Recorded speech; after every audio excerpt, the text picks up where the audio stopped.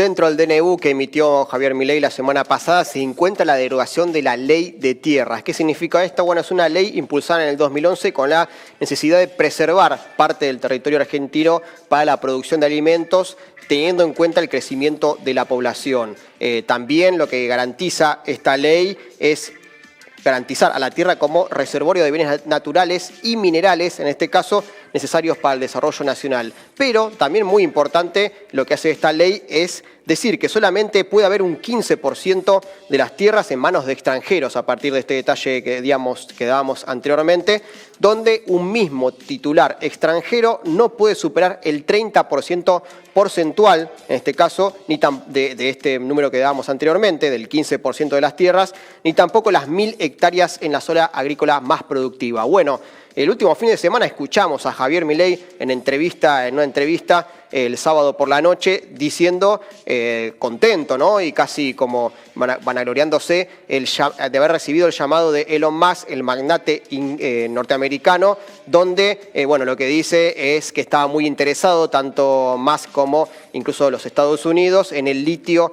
argentino y se jactaba de esa posibilidad. Bueno, todo esto también tiene que ver con la derogación de la ley de tierras, pero para conocer un poco más los detalles, el alcance y la importancia de este hecho, estamos en comunicación con Bruno Fornillo. Él es investigador del CONICET y del Grupo de Estudio en Geopolítica y Bienes Comunes de la Universidad de Buenos Aires. Bueno, Bruno, gracias por tu tiempo.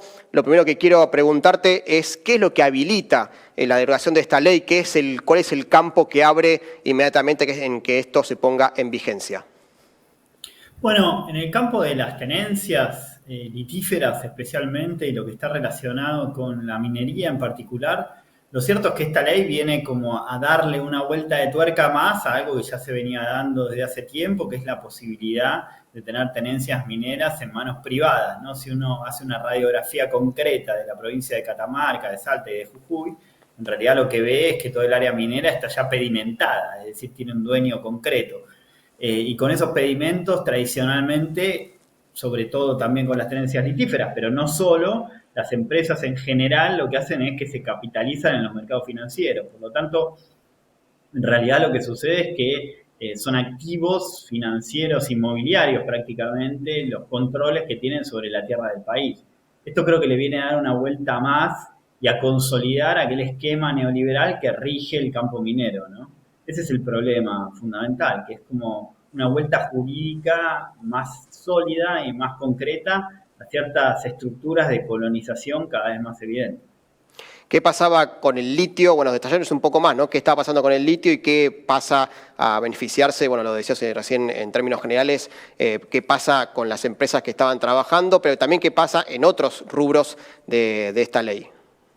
Mirá, lo cierto es que lo que pasaba con el litio es que ya se venía entregando muy claramente al mando de las corporaciones internacionales, ¿no? A diferencia por ahí de lo que uno podría pensar a primera vista, lo cierto es que el gobierno de Alberto Fernández fue aquel que de alguna manera permitió específicamente y el avance muy concreto de gran cantidad de empresas sobre los yacimientos litíferos. Por eso hay 40 y pico de proyectos en diferentes estadios y muy prontos a producir. En ese sentido, las empresas hasta aquí, específicamente en lo que es el litio, que es mi expertise concreta, desde hace una década con el Grupo de Geopolítica de Bienes Comunes nos dedicamos a pensar concretamente el litio y brindar propuestas acerca de eso. Lo cierto es que en estos últimos años lo que hemos visto es la consolidación muy fuerte de ese comando, al punto tal de que subfacturaban las exportaciones cuando salía $50.000 el litio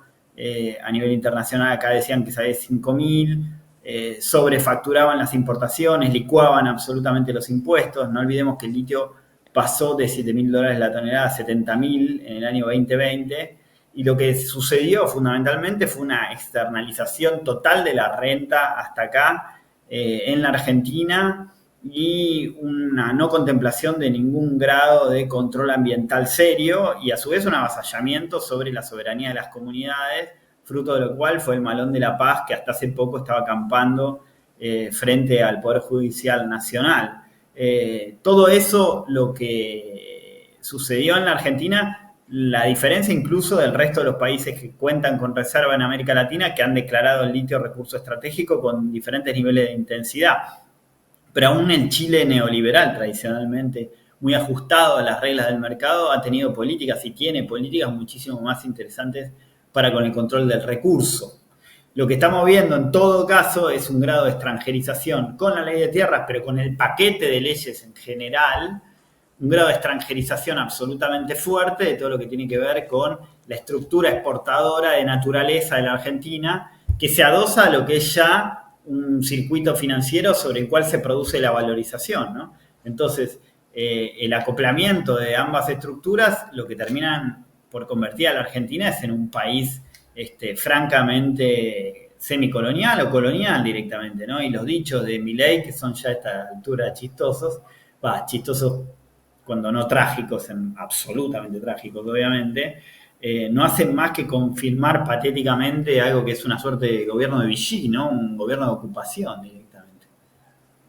Además, ¿cómo le podemos poner nombre y apellido a quienes se ven beneficiados con esta derogación y con el paquete de leyes, como decías también muy bien vos, con esta política del gobierno de Milei? ¿Le podemos poner nombre y apellido? ¿Le podemos poner intereses Sí, en realidad, países? Bueno, ¿cómo se puede ver afectado no solamente con el litio, sino por supuesto con otros bienes en todo el territorio?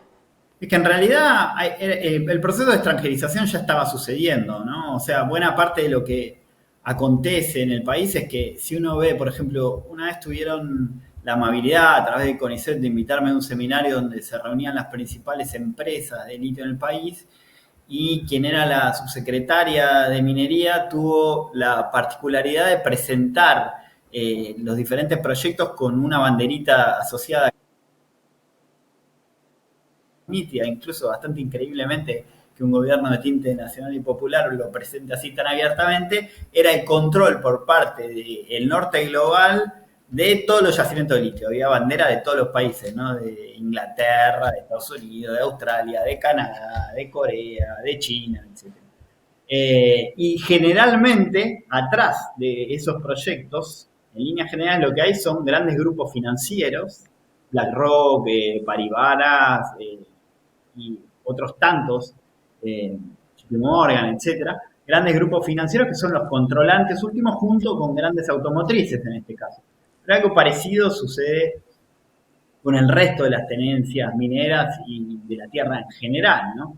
Entonces, quienes controlan eso son empresas casi ficticias y hay también una vinculación entonces entre el sector financiero y el sector extractivo, ¿no?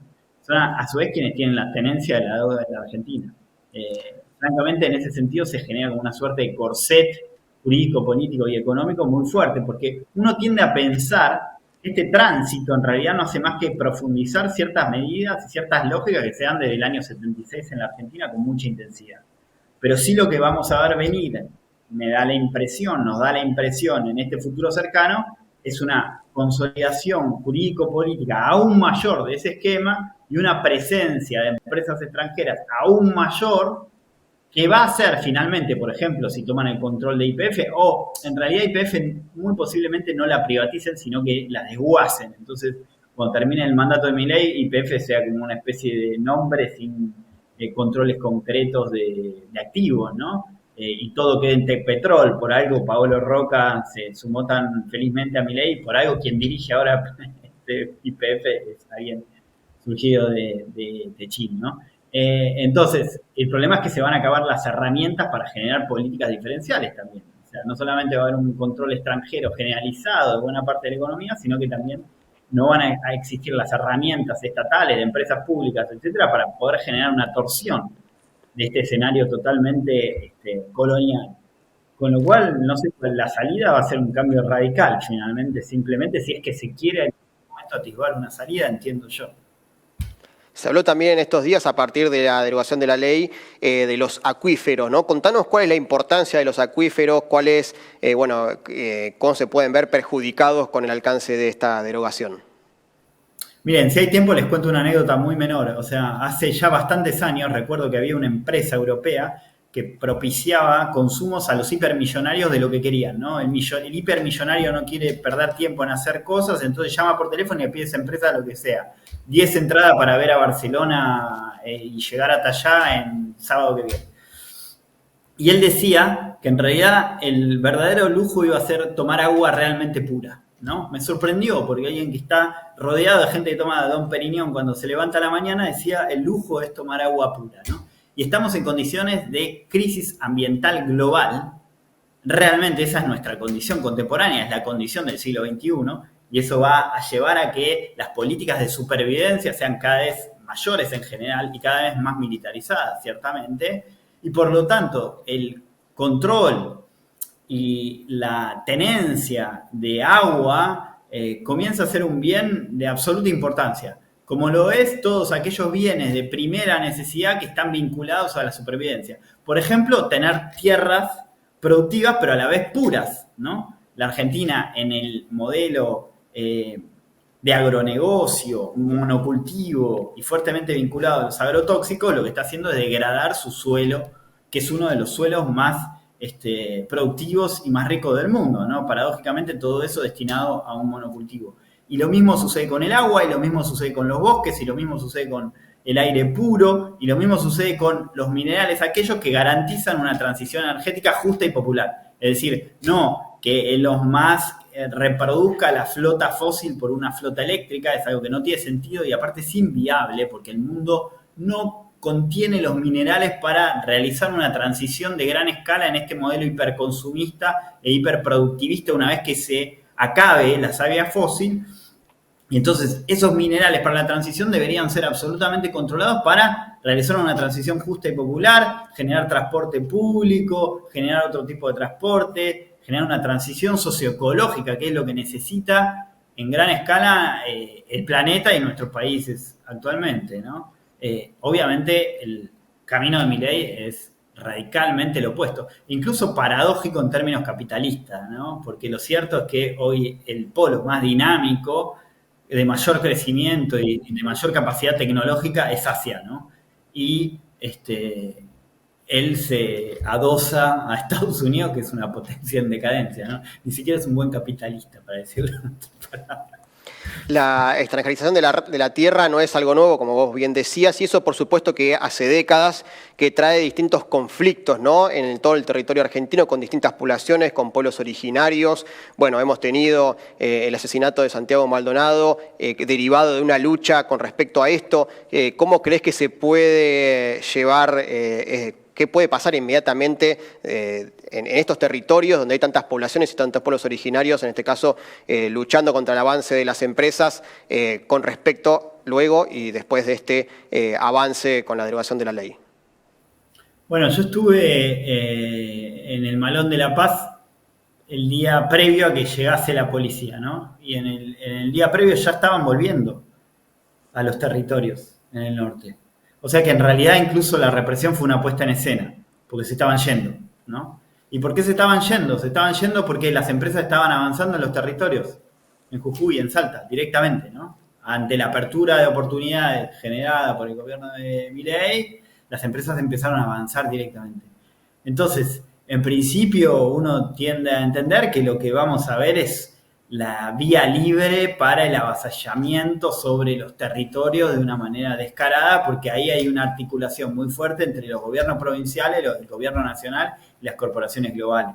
Y va a haber una resistencia que va a ser de alguna manera respondida con criminalización, judicialización y represión directa, ¿no? No sé cuál es, acá estamos en el terreno de la hipótesis, llamémoslo así, pero uno tiende a aventurar que este gobierno tiene decidido apuntalar la represión más cruda en el caso de ser necesario, lo cual, por otro lado, también llama a que algún grado de oposición más o menos cierta requiere un grado de articulación muy fuerte por parte de las fuerzas populares, ¿no? Ya no estamos en momentos para que no exista ese grado de articulación, porque si no existe ese grado de articulación general de los sectores populares, de las organizaciones populares, sindicatos, movimientos sociales, organizaciones sociales, movimientos territoriales, asambleas, el desenlace va a ser el avasallamiento más crudo, ¿no?